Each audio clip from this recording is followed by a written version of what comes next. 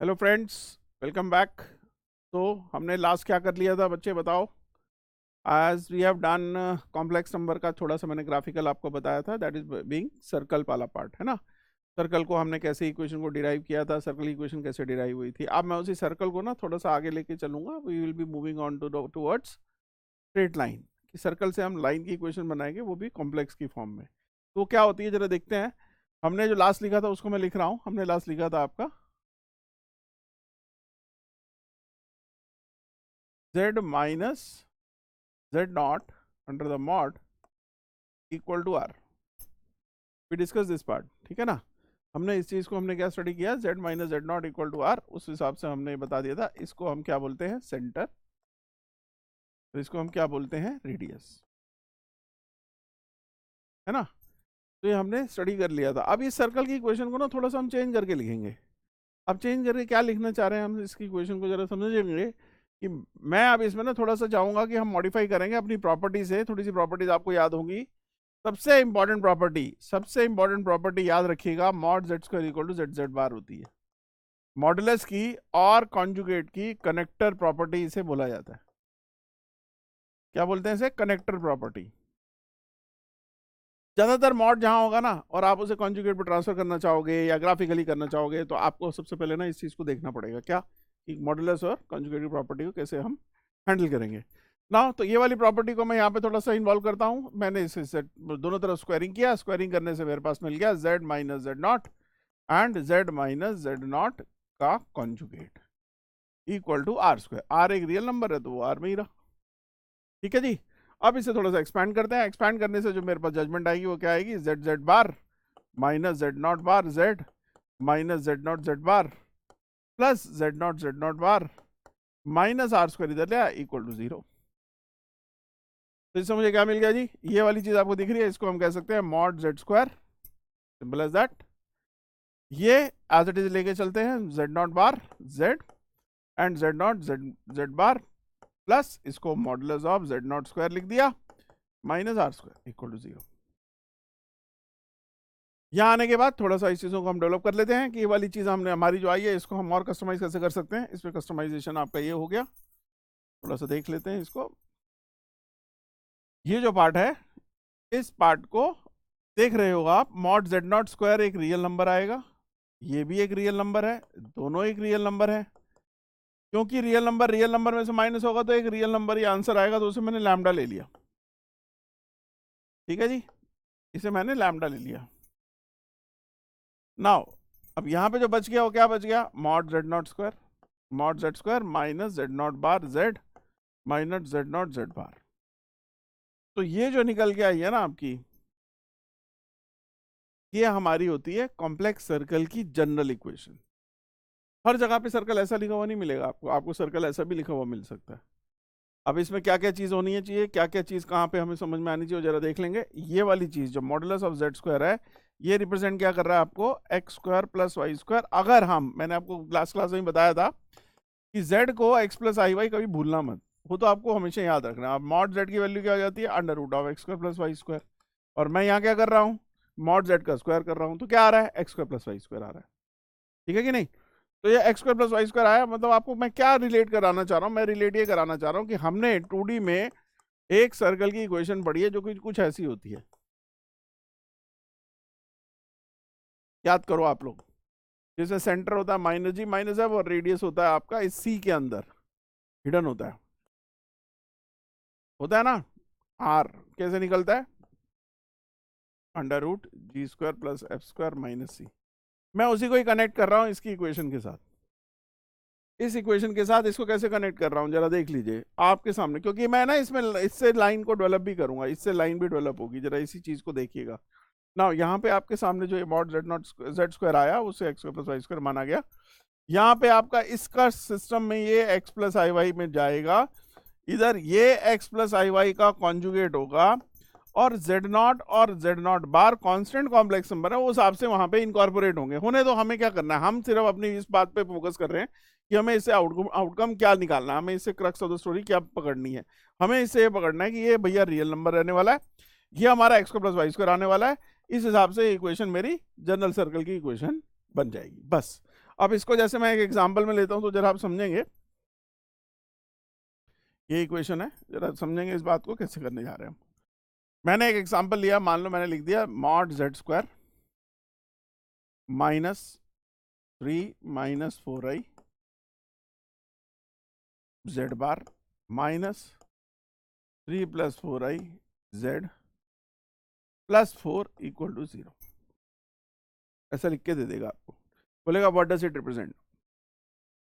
तो सबसे पहले तो आपने यहीं पे पकड़ लेना है इसे, व्हाट डज इट रिप्रेजेंट, मतलब मॉड जेड स्क्वायर दिख रहा है, okay, x square plus y square system में आएगा, सिस्टम में आएगा तो इस सर्कल की इक्वेशन दिख रही है। जहां पे जेड बार होगा उसके साथ जो लिखा होता है वो होता है जेड नॉट, ध्यान रखिएगा, जेड बार लिखा है उसके साथ जो लिखा होता है वो जेड नॉट होता है, आगे माइनस होना चाहिए, माइनस यहाँ लिखा हुआ है, देख पा रहे हैं हम। जहां जेड लिखा होता है उसके साथ जो लिखा होता है उसे हम बोलते हैं जेड नॉट बार, प्रोवाइडेड यहाँ माइनस हो, माइनस दोनों तरफ हमें मेंटेन करना है। मैंने माइनस दिया, अगर नहीं माइनस दूंगा तो आपको प्लस से माइनस बनाना पड़ेगा ना। बनाते हुए हमें क्या मिल गया, ये मुझे मिल गया जेड नॉट, ये मुझे जेड नॉट जेड बार मिल रहा है। तो जेड नॉट अगर ये मिल गया तो जेड नॉट का मतलब क्या होता है हमारा सेंटर, सेंटर क्या आ गया मेरा, बोलो सेंटर क्या आ गया, जेड नॉट, जेड नॉट क्या है मेरा 3 माइनस 4, आ गया कि नहीं आ गया।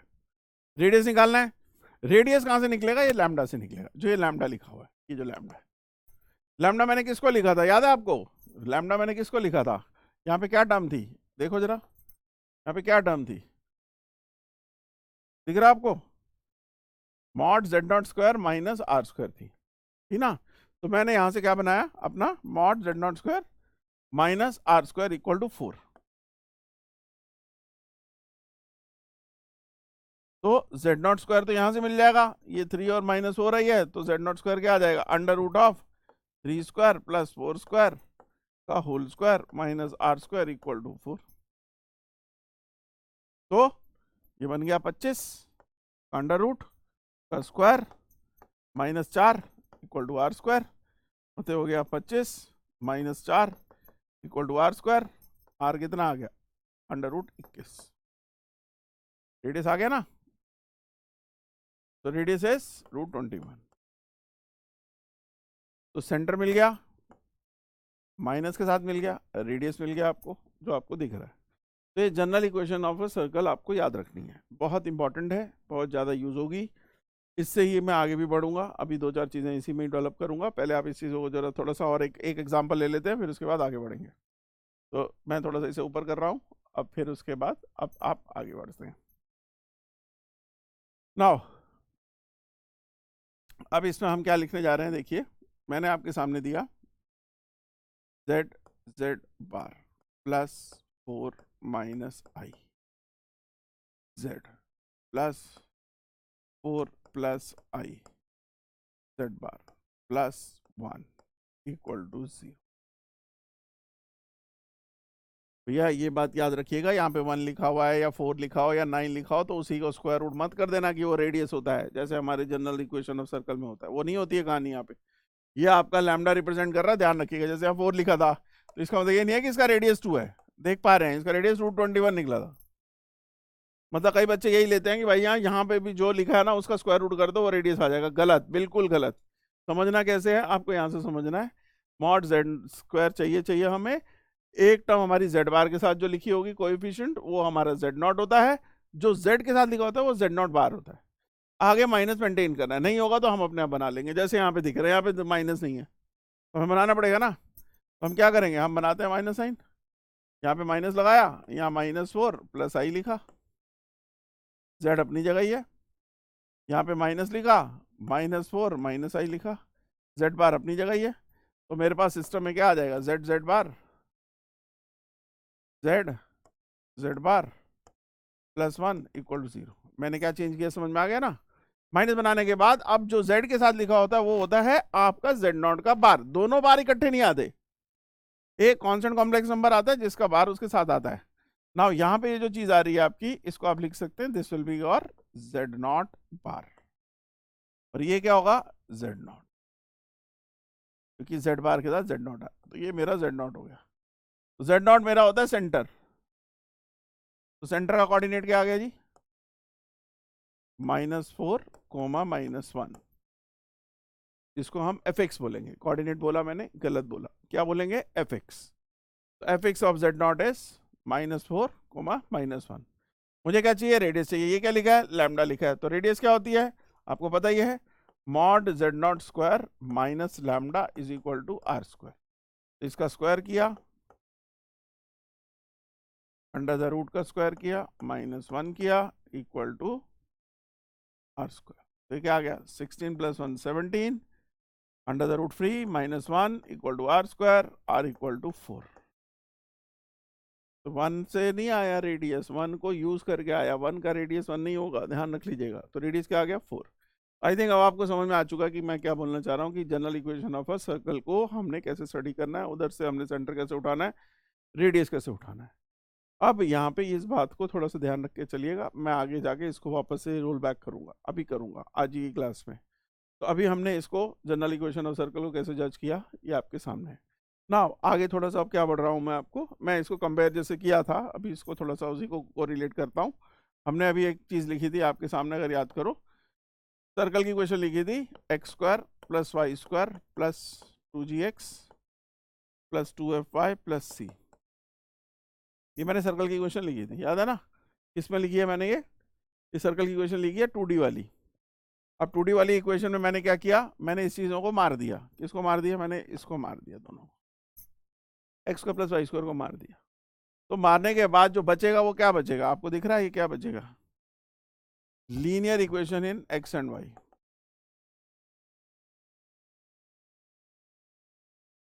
मतलब क्या हो गई है? Equation of a line. ध्यान से समझ लेना, ये क्या हो गई? Equation of a line. यही बात को हम यहाँ पे जज करें तो अब क्या करेंगे? ये मेरा कॉम्प्लेक्स सर्कल का इक्वेशन था।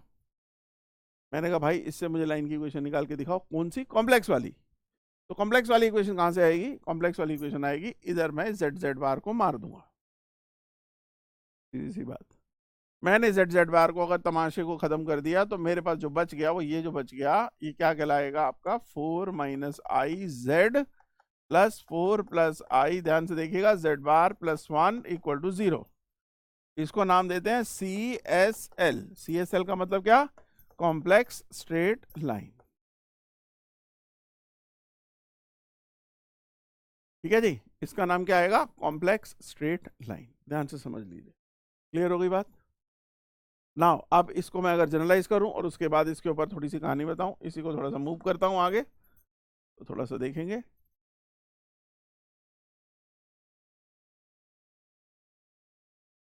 चलो इससे करते हैं। तो हमारी इक्वेशन क्या आ गई? ये भाई साहब z है, इसके साथ एक कांस्टेंट कॉम्प्लेक्स नंबर का बार, मैंने a बार ले लिया।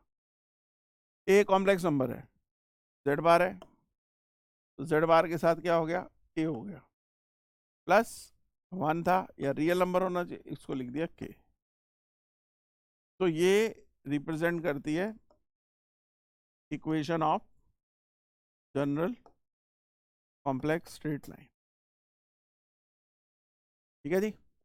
नाउ ये जो आ गई, ये equation of general complex straight line है। ये कहाँ से आई है? ये मतलब आपकी लाइन की इक्वेशन ही है, मैंने सिर्फ आपको जज करके दिखाई है कि सर्कल से लाइन को कैसे डेवलप किया।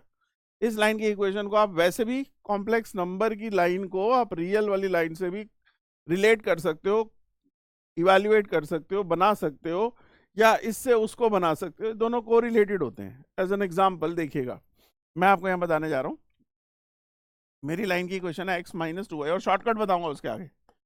x - 2y + 5 = 0, ये क्या है? मेरी real equation of a line. ठीक, मैं कह रहा हूँ कि इसकी शक्ल ना कॉम्प्लेक्स की फॉर्म में बताओ। तो कॉम्प्लेक्स फॉर्म में कैसे आएगी? कॉम्प्लेक्स नंबर में हमने एक बात करी आपकी कि कॉन्जुगेट के बारे में थोड़ा सा पता होना चाहिए। हमें मालूम है कि z हमारा x + iy होता है ना। तो z बार क्या होता है मेरा? x - iy। तो अगर मैंने z + z बार कर दिया तो कितना आ जाएगा? 2x। दिख रहा ना आपको? इन दोनों को ऐड कर दिया, ठीक है। और इन दोनों का अगर सब्ट्रैक्ट करता हूं तो क्या आता है? 2iy। अब मैंने यहां से ना x और y को उठा के z की टर्म में चिपका देना है यहाँ पे, तो आई गेट द आंसर। क्या बन जाएगा? x की वैल्यू क्या होगी जी? z + z बार / 2, ठीक है ना। -2 अपनी जगह, z - z बार अपॉन, थोड़ा गलत लिख दिया,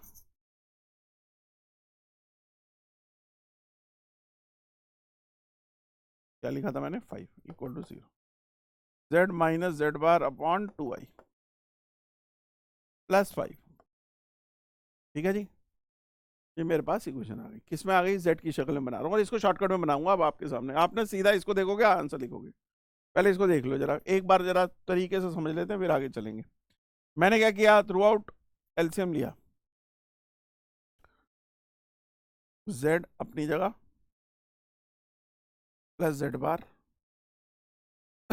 i को ऊपर ले गया तो बन जाएगा plus i into 2 z minus z bar plus 10 equal to 0। 2 का ना एलसीएम लेके उधर भेज दिया, और नीचे वाला जो i था ना, ऊपर नीचे i से मल्टीप्लाई करूंगा तो माइनस माइनस हो जाएगा प्लस, तो आ गया i यहाँ पे। ठीक है जी, नाउ अब मैं चाह रहा हूं कि हम ना z की टर्म्स को कलेक्ट करें। z की टर्म्स यहाँ से क्या दिख रही हैं आपको, एक दिख रहा है z और ब्रैकेट में आ जाएगा 1 प्लस 2i, एक दिख रहा है z बार तो ब्रैकेट में क्या आ जाएगा 1 minus 2i z bar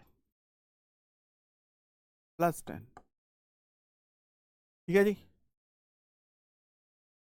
this is your expression. दिख रहा है भाई सबको, समझ में आ रहा है क्या कह रहा हूँ? तो मेरे पास देखो वही एक्सप्रेशन आ गया। जब भी एक z आएगा उसके साथ जो लिखा होगा ना, उसका कॉन्जुगेट पार्टनर यहाँ पे आएगा, जो दिख रहा है आपको z बार के साथ। तो जो z बार के साथ है उसका नाम क्या हो जाएगा भाई, z बार है तो उसके साथ दूसरा वाला बार तो आ नहीं सकता, तो वो क्या हो जाएगा a। तो this is my a, this is my a, और ये क्या हो जाएगा a बार। अब मैं कहूँ जी इसको मैं सीधा इससे निकालना चाह रहा हूँ, सीधा सीधा इक्वेशन बताओ जी, इससे क्या आएगी, इससे इक्वेशन सीधा बताओ। तो मैं अब सीधा इक्वेशन कैसे लिखूंगा इससे जरा देखें। ये 1 लिखा है, ये -2 लिखा है, दिख रहा है ना आपको, x और y के कोएफिशिएंट ध्यान से देख लो। ये 1 लिखा है, ये प्लस 2i लिखा है, ये 1 लिखा है, -2i लिखा है। जो a है वो 1 माइनस 2i है कि नहीं? यहाँ से देखो ये बन रहा है ना, वो a बन जाता है। तो यहाँ से, और इसका क्या करना होता है, डबल करना होता है। 2 5 10 किया था ना हमने, तो मैं सीधी इक्वेशन क्या लिखूंगा भाई, a हो जाएगा मेरा 1 माइनस 2i और a बार हो जाएगा मेरा 1 प्लस 2i, z तो मुझे मालूम ही है, और 5 का हो जाएगा डबल। तो इक्वेशन मेरी सीधी बन जाएगी, जो मैंने ये लिखा है z a बार हो जाएगा 1 प्लस 2i प्लस z बार और 1 minus 2i plus k is the double of 5 that is 10। क्यों जी, समझ गए? एक और इक्वेशन लेते हैं, देखो अभी बात करते हैं एक और इक्वेशन पे।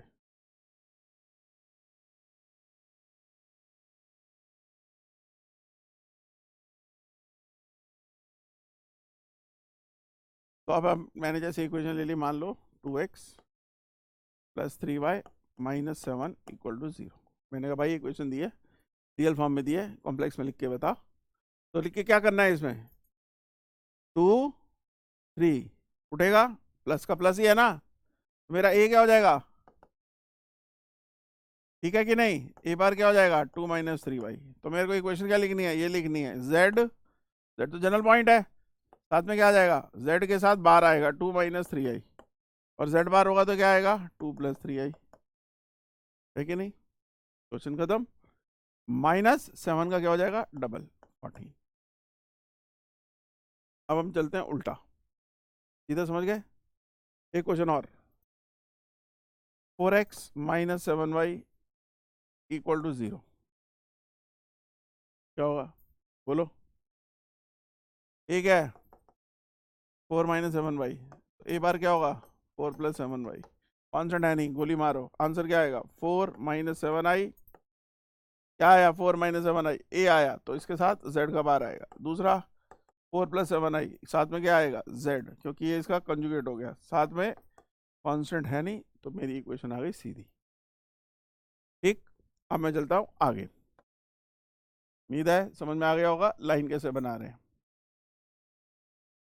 अब आता है लाइन में एक चीज और जो इसके आगे बताता हूं, अभी पहले हम लाइन की इक्वेशन उसमें लिखते हैं, 2 plus i z bar plus 2 minus i z plus 8 equal to 0। अब मैं चाह रहा हूं इससे हम जाएं अपनी रियल इक्वेशन पे। ठीक है जी, रियल इक्वेशन पे जाना। अब देखो आपको समझ में आना चाहिए, z बार के साथ कौन होगा, a, और z के साथ कौन होगा, a बार। तो a नजर आ रहा है, a क्या हो गया जी, a क्या हो गया बोलो, z बार के साथ है a, तो ये हो गया 2 + i, ये 2 - i हो गया z a बार, ठीक है। और इसका करेंगे आधा, तो आधा क्या बन गया, कहानी क्या बन गई, 2 आएगा x के साथ, ठीक है कि नहीं, 1 आएगा y के साथ प्लस, और इसका कर देंगे आधा, तो ये मेरी हो जाएगी इक्वेशन, कहानी खत्म।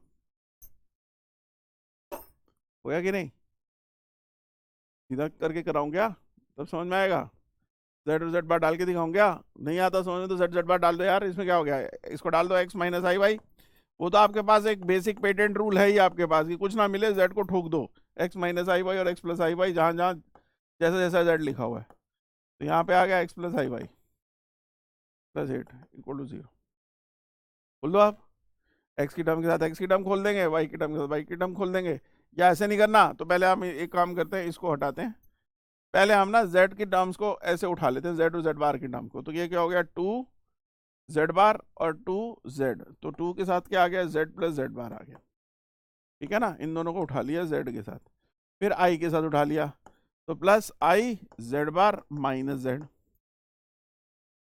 + 8, ठीक है ना। तो अभी हमने यहाँ लिखा ही था, z अगर x + i y है, z बार मेरा x - i y है, तो z + z बार कितना आता है 2x, z - z बार कितना आता है 2i y, तो मालूम है मुझे, तो मैंने क्या करना है, इसको डाल देना 2x, ये आ जाएगा -2i y, क्योंकि z - z बार था ना 2i y, तो ये z बार - z हुआ, इसको डाल दिया, +8 = 0, क्या दिख रहा है, 2 से गोली मारो सीधा सीधा, i और i स्क्वायर हुआ, i स्क्वायर -1 और minus minus plus y 2x + 4, ये देखो इक्वेशन सेम आ गई कि नहीं आ गई, सीधा वहां से गोली चला दो, कोई दिक्कत ही नहीं है, सीधा इस चीज़ को करने की जरूरत ही नहीं है, सीधा यहाँ से आएगा आंसर हो जाएगा, बोलो समझ गए। तो ये मेरी क्या हुई, लाइन की इक्वेशन हुई, कॉम्प्लेक्स लाइन की इक्वेशन हुई, लाइन की इक्वेशन से कॉम्प्लेक्स लाइन, कॉम्प्लेक्स से लाइन की इक्वेशन रियल सिस्टम में, तो दोनों का आपने ध्यान रखना है। अब मैं इसमें जो बताना चाह रहा हूँ, ये बताना चाह रहा हूँ कि लाइन को हमने कैसे यूज करना है, लाइन को यूज करने का तरीका क्या है, हमारे पास क्वेश्चन क्या आएगा। लाइन में ना एक चीज होती है, जैसे आपको पता है कि एक लाइन है, इस लाइन का स्लोप, ठीक है, that is written as m, इसको कहते हैं हम रियल स्लोप। अब इसी तरीके की एक चीज होती है जिसका नाम होता है कॉम्प्लेक्स स्लोप।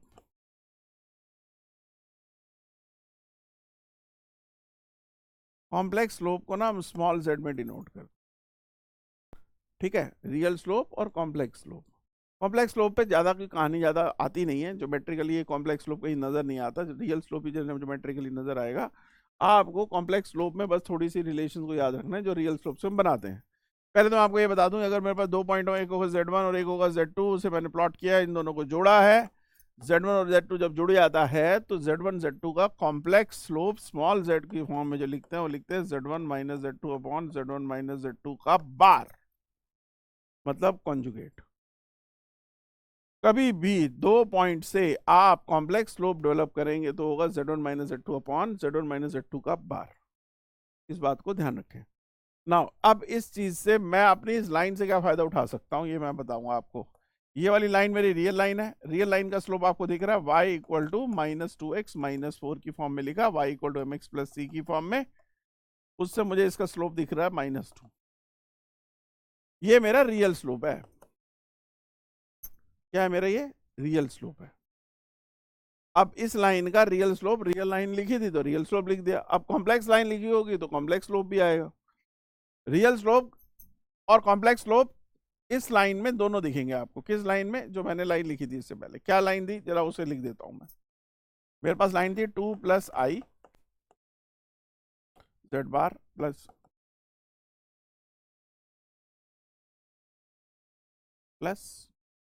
8, ठीक है, ये मेरी लाइन की इक्वेशन है ना, ये हमने आपके सामने लिखी है, ये कॉम्प्लेक्स लाइन की इक्वेशन है। अब इस कॉम्प्लेक्स लाइन से अगर मुझे सीधा सीधा बोला जाए ना कि यार रियल स्लोप कितना निकलेगा, स्लोप निकाल के बता भाई, तो स्लोप कैसे निकलता है उसको जरा देखना। स्लोप निकलता है इसका इस तरीके से, देखो ए जो है ना, ए दिख रहा है आपको यहां से, 2 प्लस आई, उस ए से रियल स्लोप की भाषा में बात की जाएगी। रियल स्लोप क्या होता है,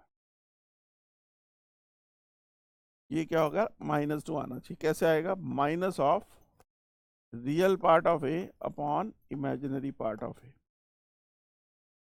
मतलब अगर कॉम्प्लेक्स फॉर्म में लाइन लिखी है ना, तो ये नहीं है कि पहले मैं उसे रियल फॉर्म में बनाऊंगा फिर उसका रियल स्लोप जज करूंगा। भाई यहीं पे ही देख लो, देखना ये है, जो बार है z बार है तो a साथ है, z है तो a बार साथ है। दोनों के कॉन्जुगेट या दोनों के बार साथ नहीं आते हैं, ये मैंने बता दिया आपको। तो z बार है तो z बार के साथ कौन है, a। तो a के लिए मैंने a लिखा, a से मैंने क्या किया, रियल स्लोप को जज किया, क्या होगा, minus of real part of a upon imaginary part of a. ठीक है जी। नाउ अगर मैं इस चीज़ों को और थोड़ा सा आगे बढ़ाता हूँ, मैंने अगर और कोई लाइन लिख दी, मान लो 3 + 4i into z plus 3 - 4i into z bar plus 10 = 0। ये मैंने लाइन की इक्वेशन लिखी। ठीक, तो अब बोलेंगे इसमें कैसे निकालेंगे, कौन है ए कहाँ है, बताओ कहाँ है, ढूंढो। ये है ए या ये है ए, जेड बार के साथ है वो होगा या जेड के साथ है वो होगा। भाई जो जेड बार के साथ है वो ए होगा और जो जेड के साथ है वो ए बार होगा, ध्यान रख लेना, दोनों बार इकट्ठे नहीं आते। ये ए मिल गया तो मेरे को स्लोप की वैल्यू अगर एम निकालनी है तो क्या निकलेगी भाई, real part of a upon imaginary part of a with minus sign out. तो रियल पार्ट ऑफ ए क्या है, 3, माइनस तो लगाई दो, और नीचे क्या आएगा, -4। तो मेरा स्लोप क्या हो जाएगा, 3/4 रियल स्लोप। एम लिख रहा हूं तो मान लेना रियल स्लोप, स्मॉल जेड में लिखूंगा तो मतलब है कॉम्प्लेक्स स्लोप। कॉम्प्लेक्स स्लोप पे भी जा रहा हूं अभी, कॉम्प्लेक्स स्लोप भी बताता हूं कैसे निकलते हैं। कॉम्प्लेक्स स्लोप भी बहुत आसान है, उसको निकालने के लिए डिराइव कराता हूं। देखो आपके सामने क्या इक्वेशन थी, Z A bar plus Z bar A plus के = 0। मान लो ये जो लाइन है ना, ये 2 पॉइंट से जा रही है, एक का कोऑर्डिनेट z1 है, दूसरा z2 है, fx z1 है, fx z2 है, नॉट कोऑर्डिनेट। ठीक, तो z1 a bar z1 bar a plus के = 0 सेटिस्फाई करेगा भाई, लाइन के ऊपर है तो पॉइंट सेटिस्फाई करेगा, करा दिया उसे। z2 a bar z2 bar a plus के = 0, ये भी डाल दिया, दोनों पॉइंट सेटिस्फाई कर रहे हैं। दोनों को मैंने क्या किया, सब्ट्रैक्ट कर दिया। अब आप कहोगे कि आपको कैसे पता चला सब्ट्रैक्ट कर, भाई मेरे को z1 - z2/z1 बार - z2 बार निकालना है। तो कॉम्प्लेक्स स्लोप की इक्वेशन होती है, z1 z2 इस लाइन पे चिपका दिए, चिपकाने के बाद उन्हें सेटिस्फाई करा दिया, सेटिस्फाई करा के सब्ट्रैक्ट कर दूंगा, के खत्म हो जाएगा। सब्ट्रैक्ट होने के बाद के खत्म हुआ, आपके पास क्या आ गया, z1 - z2 के साथ आ गया a bar plus z1 bar - z2 बार के साथ आ गया a, और ये हो गया = 0। मुझे स्लोप चाहिए, क्या बनता है स्लोप, z1 - z2/z1 बार - z2 बार या z1 - z2 का होल बार। इस भाई साहब को उधर ले गया तो ये क्या बन गया, z1 - z2 a bar = minus of z1 - z2 का बार इंटू a। ठीक बात, ये चीज नीचे ले जाता हूं और इसको इधर नीचे ले आता हूं, तो मेरे पास क्या आ गया, z1 - z2 bye z1 - z2 का बार = minus of a upon a बार। ये मेरा कॉम्प्लेक्स स्लोप निकल के आ गया लाइन का। और तो जो मैंने लाइन लिखी है ना, इसका सीधा कॉम्प्लेक्स स्लोप भी अगर मैं आपसे पूछूं कि क्या होगा, तो कॉम्प्लेक्स स्लोप की वैल्यू क्या होगी, बोलो। कॉम्प्लेक्स स्लोप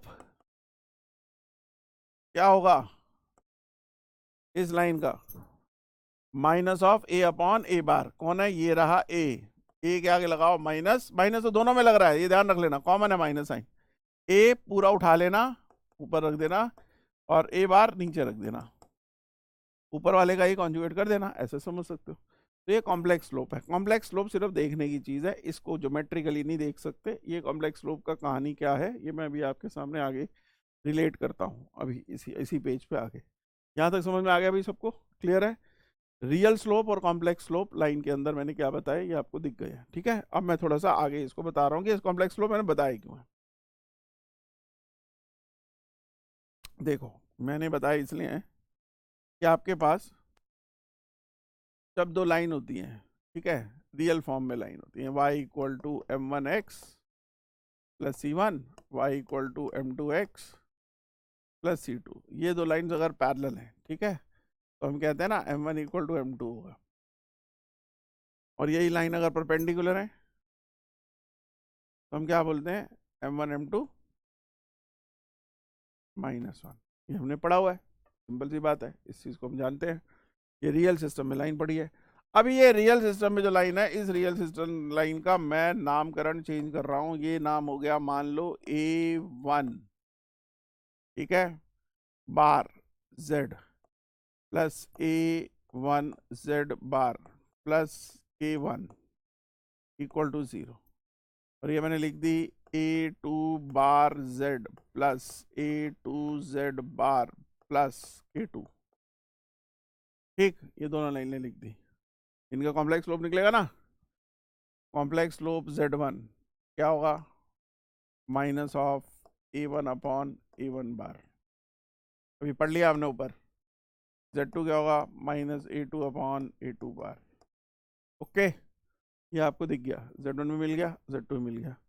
जब दो लाइंस पैरेलल होती हैं तो कॉम्प्लेक्स स्लोप में भी यही रिलेशन होता है कि Z1 और Z2 बराबर होंगे, कॉम्प्लेक्स स्लोप भी बराबर होंगे, ठीक है। बट अगर आप इस पे जाओगे ना, तो इसमें जब आप इस रियल स्लोप से कॉम्प्लेक्स स्लोप के सिस्टम में घुसते हैं, रियल सिस्टम स्लोप से ही कॉम्प्लेक्स स्लोप के सिस्टम में जब घुसते हैं, तो वहां से मेरा आंसर आ जाता है कि Z1 plus Z2 equal to 0, ना कि Z1 Z2 -1।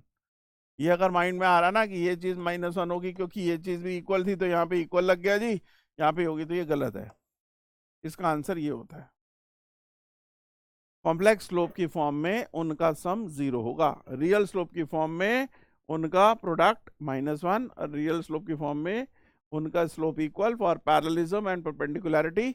But when we talk about in terms of complex slope, तो एक चीज कॉपी होती है, सेम होती है, दूसरी चीज आपकी चेंज हो जाती है। Z1 plus Z2 equal to 0। अब इस पे क्या क्वेश्चन आ जाता है, क्वेश्चन ऐसे आ जाता है भाई, A Z bar plus A bar Z plus T equal to 0, B Z bar plus B bar Z plus T1 equal to 0 represent two perpendicular lines. अब इसमें रियल स्लोप ढूंढ नहीं सकते तुम, A B C complex number, A B complex number दिए हुए हैं, T और T बार, T और T1 आपके रियल दिए हुए हैं। तो जब हमें ये बोला है कि represent two perpendicular lines, find the relation of A B A bar B bar, इनके रिलेशन को पूछता है बताओ। तो हमने क्या करना है, हमने कुछ नहीं करना, हमने इसका रियल कॉम्प्लेक्स स्लोप उठा लेना है। कॉम्प्लेक्स स्लोप हो जाएगा -A अपॉन A बार, इसका कॉम्प्लेक्स स्लोप उठा लेना है, हो जाएगा -B अपॉन B बार, ठीक है। और उन दोनों का सम कर दूंगा मैं उठा के 0। क्यों कर दूंगा भाई, क्योंकि वो परपेंडिकुलर लाइन है। तो मेरा आंसर सीधा सीधा आ जाएगा, माइनस बाहर निकाल के A by A bar plus B by B bar equal to 0, minus को उड़ा दिया, A B bar plus A bar B equal to 0। आ गया रिलेशन, समझ में आ गया कि नहीं आ गया। तो that makes the answer of your complex straight line से कॉम्प्लेक्स स्लोप के बारे में जो जानकारी मैंने दी, ठीक है। रियल स्लोप के सामने रियल बात करी, कॉम्प्लेक्स के सामने कॉम्प्लेक्स की बात की, इन दोनों को आपको रिलेट करना आना चाहिए। तो मैंने अब सर्कल से क्या किया, लाइन पे ले आया, लाइन से क्या लिया, स्लोप पे ले आया, ठीक है। अभी इसी स्लोप से आगे थोड़ा सा हम पढ़ेंगे अगली क्लास में, इस चीज़ को आप यहाँ पे अभी करेंगे। और अब मैं अगली चीज़ जो कराऊंगा ना, वो मॉडुलस को जोड़ूंगा, फिर लाइंस की पेयर ऑफ लाइंस को जोड़ूंगा, फिर लोकस को जोड़ूंगा, ये सारी चीज़ें कनेक्ट होंगी अगली क्लास में, ठीक है। इसको तब तक करिए, इसको समझिए, नहीं समझ में आएगा जरूर कमेंट कीजिएगा, we will see to it. Okay, take care all of you.